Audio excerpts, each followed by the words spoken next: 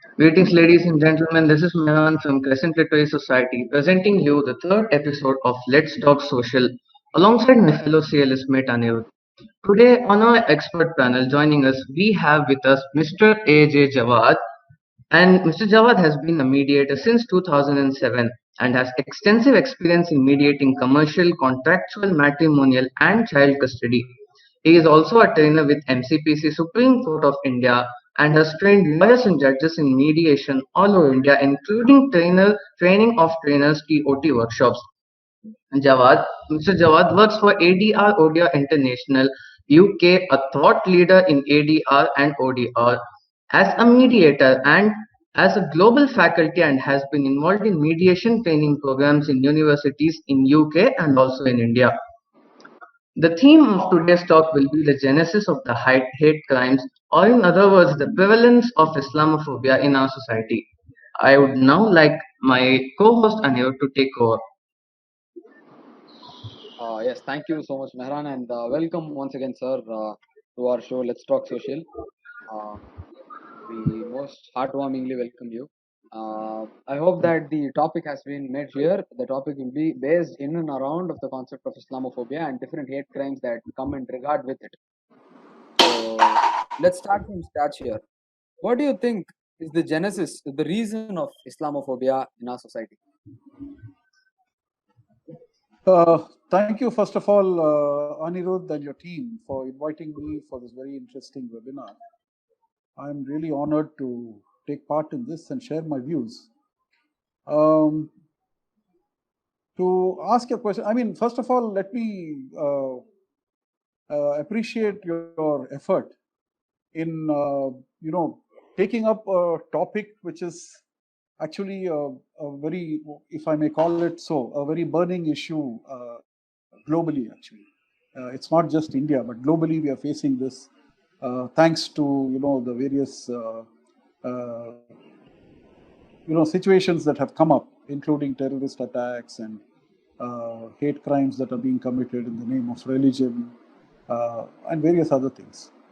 If you ask me about what is the genesis of Islamophobia, I would like to just, if it is all right with you, I would just like to give a historic perspective, and then also look at the other things that happened in recent history, which have actually contributed to Islamophobia.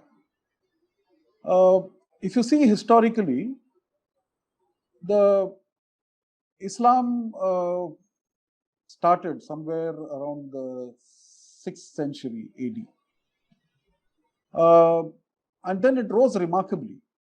And by the 7th century AD, it had expanded substantially in several parts of the world.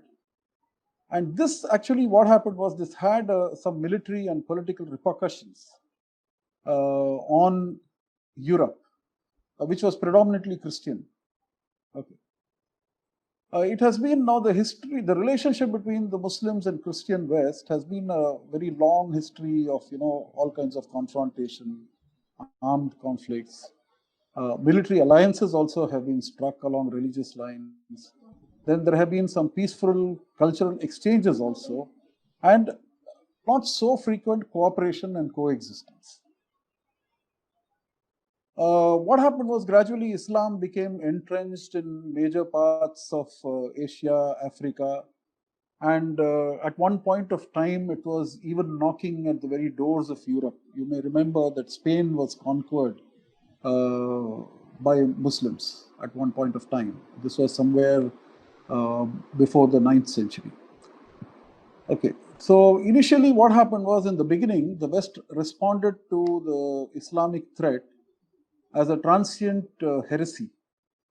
The funny part of it, if you look at it, from a very objective perspective, you will realize that each of them were calling the other as a heathen, pagan, or heretic.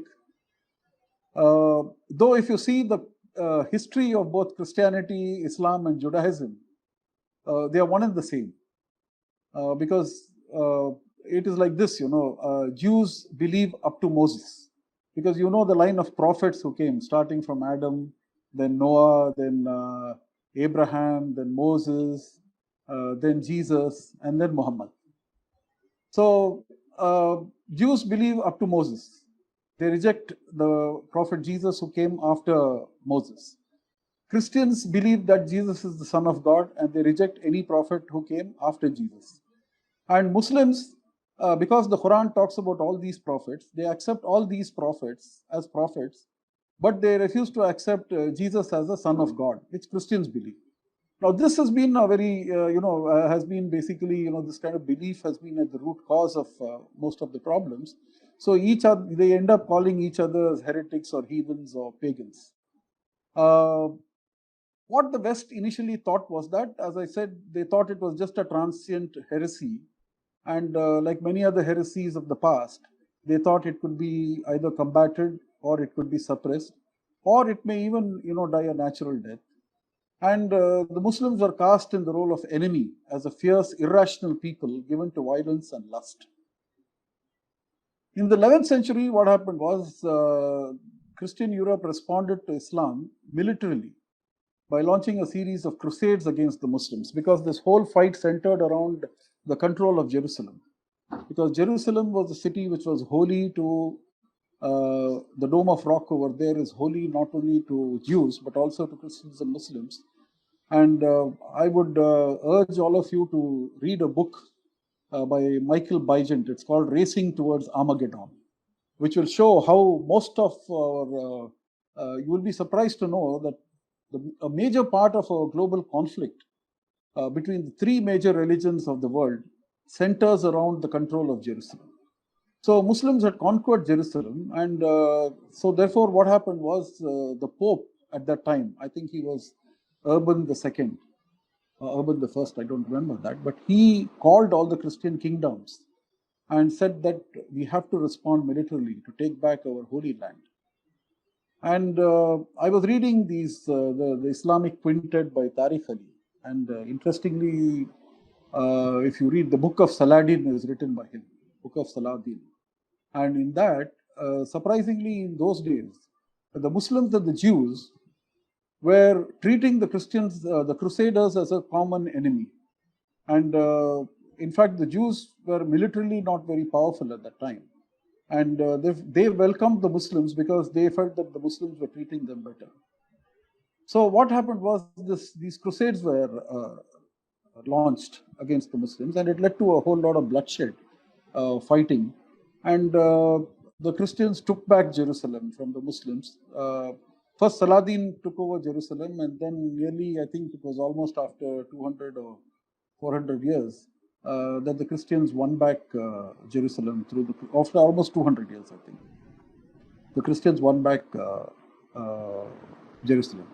But what happened was, later on, apart from the military confrontation that took place, the Christian West also developed a very strong theological and intellectual response, where they projected Islam as a religion of violence, idolatry, and licentiousness. And the Prophet was depicted as a very cunning politician, a sexual libertine, an impostor, a hate monger, and an antichrist.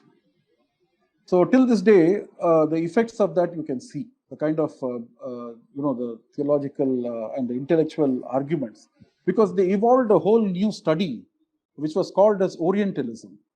And Orientalism, what happened? It became, as Samuel Huntington wrote in his Clash of Civilizations, there was a division between the East and the West. So the West perceived the East, regarded itself as a civilized and superior civilization, as compared to the East, which they presented as a very exotic, primitive, and uncivilized part of the world. So almost the entire East, and particularly Islam, was projected in this light. Okay, be that as it may, what happened was some later developments actually made the situation worse. For this, I think you should read a book by Kim Ghata. She was, I think, a correspondent of BBC. She has written The Black Wave. a book called Black Wave, where she traces certain events that took place in the late 70s, particularly between from 1979 onwards. And she talks about three or four particular incidents which took place during that period. The first was the Iranian Revolution. I don't know how many of you have read this part of the history, but I was very much in existence at that time. I was born in 1962. So in 1979, I used to follow the news and I used to read the newspapers. So I was aware of the Iranian civilization, the Iranian Revolution, where the Shah of Iran was overthrown by the Ayatollah Khomeini. And what happened was Ayatollah Khomeini brought about a complete Islamization of Iran. So Iran was essentially a very secular country under the Shah's rule. But Ayatollah Khomeini transformed into an Islamic country and started imposing the Sharia, or rather his understanding of the Sharia. Parallelly, what was happening was there was an attack on Kaaba. As you know, the Kaaba is the holiest place of Muslims. And a group of Muslims, about 300 Muslims, highly radicalized and, they attacked Mecca. And they took over the Kaaba. They took control of the Kaaba. And for almost, I think it was for about a few, I don't remember exactly whether it was 2 months or 3 months, they complete the worship stopped in Mecca because nobody was allowed. And finally, the Saudis decided to, there was a total blackout of the news of what was happening. And finally, the Saudis managed to eradicate these people who took control of Mecca. But after that, what happened is, now here it is very important to talk about the rise of the Saudi regime in the Arabian Peninsula. The Saudi dynasty was founded by Ibn Saud almost about 200 years back. Okay, and for establishing his rule in a large part of the Arabian Peninsula, he enlisted the support of a cleric called Muhammad bin Abdul Wahab. And Muhammad bin Abdul Wahab had a very different, a very puritanical interpretation of Islam. Because if you see in the before this, Islam was a very eclectic religion, and there was Sufism was widely practiced, and there was openness to different ideas, to different thoughts, and there were many scholars came up. Algebra is attributed to Muslims, and Ibn Sina, and there were so many other thinkers, who came about. And after, but this was the Muhammad bin Abdul Wahab felt that this was all heresy and it was innovation. And he took a very literal interpretation of the words, because every religion has got an esoteric meaning and an exoteric meaning. Okay, even if you read the Quran has some, speaks in metaphors. Speaks in a language which cannot be easily understood. It gives some examples, it gives some, uses some metaphors to describe certain things. Now, it is capable of a lot of, intellectual debate, the meaning and interpretation. But Ibn Abdul Wahab said that no, there cannot be, it has to be a literal interpretation. So he joined hands with Ibn Saud and established the Saudi kingdom. Now, the Wahhabi interpretation of Islam would have remained confined to that region, but for the discovery of oil. And with the oil came the petrodollars, and Saudi Arabia started spreading its ideology all over the world. And because it originated from the Arabian Peninsula, though if you see the Saudi regime itself, the Saudi family, the dynasty, it is in no way related to either the Prophet or his family or any of the other things. But because it originated from there, a lot of legitimacy was given to it. And people started arguing, Muslims started arguing between themselves that how can we say that we understand Islam better than what the Saudis do. And there were also some very radical preachers and clerics of Saudi Arabia. So with these petrodollars, it started spreading everywhere, this ideology. And the attack on Mecca was by a group which was highly radicalized, and it was so radicalized that it thought of the Saudi regime as being heretical, okay, as not being complying with, not really in compliance with the ideas of Islam. So this was one. Then the Iranian Revolution, of course.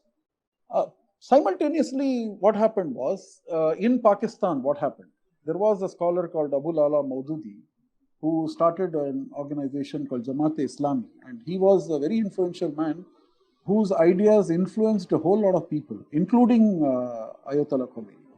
So he and Ayatollah Khomeini had met sometime in 1963 and exchanged ideas, and he was a man who motivated and inspired the Muslim Brotherhood movement in Egypt. So Maududi was a very influential man, and even after his death, what happened was, when Zia-ul-Haq came to power, he decided to totally Islamize Pakistan. Now here, I just want to, I had taken down somewhere, let me see if I can find that. If you don't mind just bearing with me for some time. I had, one sec, I'll have to open my mail for that one.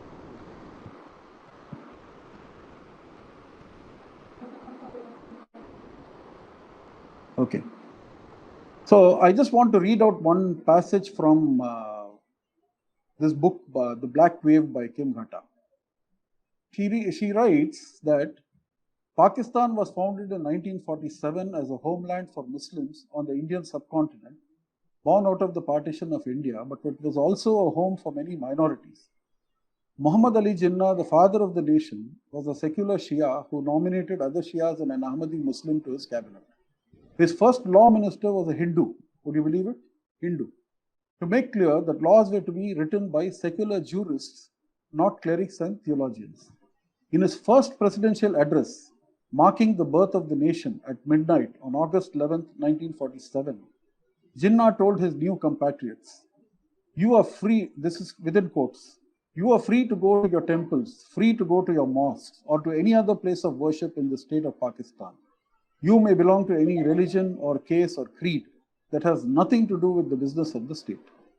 So what Jinnah was doing was, he was spelling out a vision for religious pluralism in a secular Muslim majority democracy, which is what India did. In a Hindu majority country, India recognized the religious pluralism and declared it as a secular democracy. Jinnah and, if you recall, Jinnah and Nehru and all these people were born of the same kind of thought process.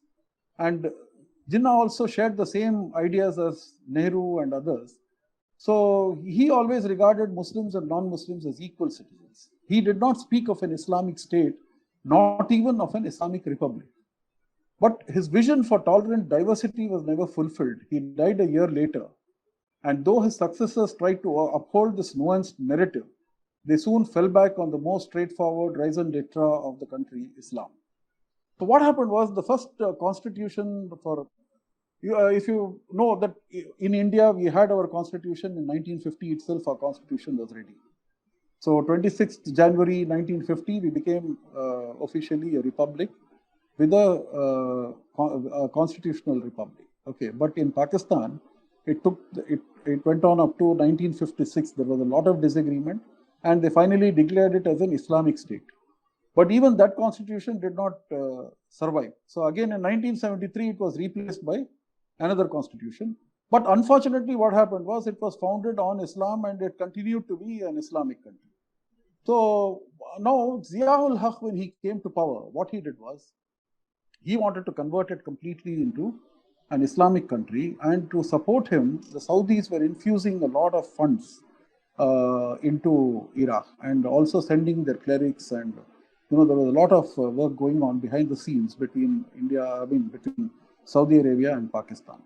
So as you all know, Zia-ul-Haq was a military dictator, and he completely, he established his dictatorship and had a huge stranglehold over Pakistan for several years, as long as he was alive. And he died a very tragic death in a helicopter crash. So he was responsible for, before Ziaul Haq, even under Bhutto and other people, if you see that part of, that Pakistan, unfortunately we have a different image of Pakistan today, which is completely, Ziaul Haq was responsible for that. But before that, Pakistan was more or less like India culturally, because there was a lot of intermixing of cultures and the Indian culture, because Indian Muslims have Indian culture, a separate culture that is completely distinct from, let's say, what is called a Saudi Arabian culture. Okay, so we have a distinct culture which is very much Indian. It is nothing. The culture evolved in the poetry, the language Urdu, for instance. All this evolved in India, in the Indian Peninsula. So unfortunately, the partition came about. The British, for their own reasons, they followed this policy of divide and rule. From 1857, they realized that, I hope all of you have read about the first Indian War of Independence, where Hindus and Muslims fought side by side against the British. The British call it as the Sepoy Mutiny, but we call it as the First War of Independence. So they decided that if they allow Muslims and Hindus to be united, it's going to be a problem. So therefore, they started practicing the divide and rule policy. And the books of the Orientalists, the studies of the Orientalists were being taught in Indian schools, and they implemented in the syllabuses of the schools. And they created that kind of the Islamophobia of the West was transported into India. The other thing that happened was the Soviet invasion of Afghanistan. So what happened when the Soviets invaded Afghanistan? The US was alarmed, and the US funded people like Osama bin Laden to go into Afghanistan and fight the Soviets. So if you see where Osama bin Laden got his money and his influence and his power, you can relate it back to the US. So unfortunately, for purely for narrow geostrategic reasons, terrorism started taking a hold all over the world. Okay, and it spread its tentacles to different places, and lost a lot of innocent people, lost their lives, and that only served to strengthen the Islamophobia, and it became very easy for Islamophobic forces to say that Islam is a religion of violence, and it does not believe in equality, and it does not believe in peaceful coexistence. So that kind of a narrative came into existence, unfortunately. So that is what today we are witnessing. Okay. So, as you spoke about the diversity in our country and our culture relating with the Pakistan's culture, Yeah. uh, our culture has spanned a lot of diversity in it. Do you think that the diversity of our country has any role to play in the rolling out of hate crimes? Because there are a lot of clashes between communities and also caste. So, do you think that has any effect on the rise of the hate crimes over this century? See, actually, what are hate crimes? Hate crimes are an extreme form of prejudice, which is made more likely in the context of social and political change. Now, what happens is hate crimes are actually aggravated due to public and political discourse that develops that devalues the members of unfamiliar groups. And the offenders in hate crimes, the people who commit hate crimes, feel threatened, actually, because they feel that their livelihood or their way of life is threatened by demographic changes that happen. Now, the offenders may not be motivated by hate, but they may also be motivated, or rather they may be motivated by fear, ignorance, or anger. Now, what happens is this leads to dehumanization. They start dehumanizing those groups with whom they are unfamiliar, and they indulge in what is called as targeted aggression. So they start attacking those unfamiliar groups. Now let us look at it in the Indian context. Many people in India, though Muslims have been living in India for the past hundreds of years, and though they constitute almost 14 to 15% of the population, there are many of our Hindu brothers and sisters who don't know what is Islam or what is the culture of the Muslims or how the Muslims live. So what happens, it becomes easy because there are a lot of I remember growing up reading comics like Amar Chitra Katha, where the Muslims are always projected as barbaric invaders who are who attack women and children, who wage war. So this kind of a narrative starts getting built up, and now particularly in the current political situation, it has become sort of a fashion. For example, the slogan Hindu khatre mein hai. So if you see the irrationality of it, when you say that 14% of the population is threatening 80% of the population, it is so irrational and illogical. But what happens is the political discourse, the public narrative that is spread in a subtle way, sometimes in a very open manner, in such a way that what happens, people really start believing it, and they develop that either hate or fear.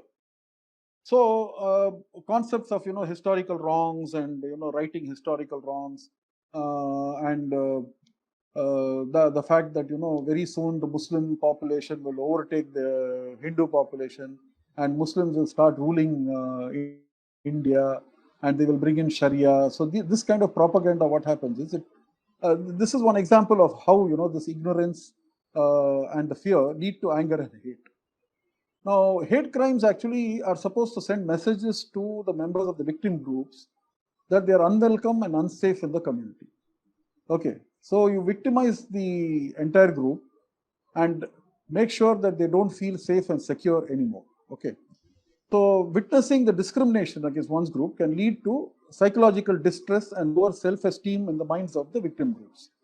If you see that Black Lives Matter movement that happened in the US, for instance, now that is something which is based on pure hate, because it is basically a racial discrimination. There is no fear there. It is just the feeling of superiority, that I am much superior to a black. Okay, the blacks came here as slaves, and they don't belong here, and they need to be kept under our foot. So that kind of thought process goes there. Now, what happened in 1993? Two social scientists in Boston, Jack McDevitt and Jack Levin. So they did, they studied about 169 hate crime case files at the Boston Police Department, and they came up with a report. Now that report did not get much publicity, but what happened was the FBI's training manual contains this report, because what they did was these two Jacks, they interviewed victims, offenders, and investigators, and found that there are four main kinds of hate crimes, ranging from thrill seekers to mission offenders. So let us see what these are. Okay, for example, thrill seekers, if you see. Now, these hate crimes are often driven by an immature itch for excitement and drama. So what happens, the youth particularly, because if supposing they are unemployed, or they get drunk and in a drunken rage, there's no real reason for the crime. They just commit those crimes for the thrill of it, and the victims are vulnerable simply because of their sexual, racial, ethnic, gender, or religious background. Okay, so they become victims only because of these factors, just because the victim is different from the attacker. Okay, now these attackers normally believe that society doesn't care about the victims, and in fact they feel that the society has given its assent or consent for such attacks, and society is going to appreciate them for this. So they may be young, but they can be very dangerous. Okay, because what happens is they isolate. Supposing let's say that a black woman is walking around somewhere, simply unnecessarily she will be attacked without any rhyme or reason, just because she's black. Or somebody who looks like, we came across many instances, after 9/11, for example, when members of the Sikh community were attacked just because they wear a turban and sport a beard. So there's absolutely no logic to this, except the fact that they want some thrill, and they want to feel powerful by attacking people who are helpless. The second type of hate crime that these people identified was defense. So where, unlike the thrill seekers, these people attack, without warning, specific victims and justify their crimes as necessary to keep threats at bay, because they feel that they are defending their turf, whether it is their neighborhood, their workplace, their religion, or their country. I remember reading a report a long time back about a Muslim man who had purchased a property in Ahmedabad, a flat in a building which was predominantly occupied by Hindus. And I believe the women, forced him onto the terrace and pushed him off the roof because they did not want Muslims to come into their area. So it's basically a tendency to defend the turf, because they honestly believe that they're doing some sort of a communal service to their community by defending that place. Okay. Now, another thing might be, the third thing that they identified was retaliatory hate crimes, which are often seen as revenge, whether in response to personal slights or, other hate crimes or terrorism. Like, for example, after 9/11, the attacks that took place upon, many of them were isolated, many of them were concerted attacks. You can take for example, the Godhra thing, for instance. The Gujarat pogrom that took place was projected as, avenging the people who died in the train burning incident that happened. There was no proof as to who did it, but it was presumed that Muslims did it. And the whole massacre took place in Gujarat, which went on for so many days, and more than 2,000 people, official figures, which I feel a much more number of people had died. So that was an act of vengeance. Okay, it is an eye for an eye attack. So particularly it happens after either, there's an act of terrorism or, backlash, as we saw in the cases of Godhra and, 9/11 attacks. The last group is the mission offenders. These are the most dangerous. If you remember what happened in the New Zealand mosque, the shooter regarded it as his mission, because he felt that he's a crusader. Okay, so it is mostly for a racial or a religious cause. We come across several such hate crimes in the US also and in India also. We see, for example, the Gaurakshaks attack on Muslims here, the attacks on blacks, the attack in New Zealand on the mosque. There are several such examples of mission offenders. They write lengthy manifestos, they explain their views, they visit websites steeped in hate speech and violent imagery, and they travel to target symbolically significant sites while seeking to maximize the carnage. Okay. So mission offenders believe that the system is rigged against them, which means that they can justify excessive violence against innocents. Okay. So these hate crimes can look a lot like terrorism. It is, of course, terrorism, because though you may not, people don't call it as terrorism, but it is undoubtedly terrorism. Okay. For example, a Muslim man who killed 49 people at a gay nightclub in Orlando, okay, because he was homophobic.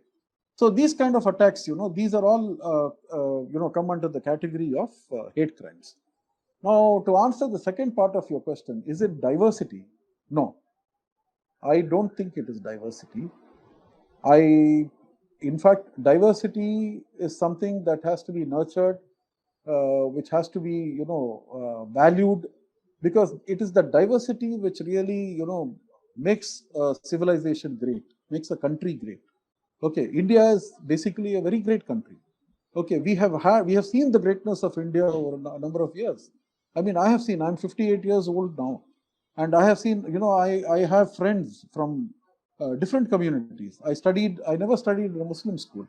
I studied in Hindu schools or in Christian schools, and most of my friends are either Christians or Hindus. And I remember even when I was in school, I used to go to the houses of my Brahmin friends, and I used to eat with them, sitting on their table. I had the liberty to even walk into the kitchen, take anything and eat. So that diversity is certainly not the reason. The reason is the political discourse.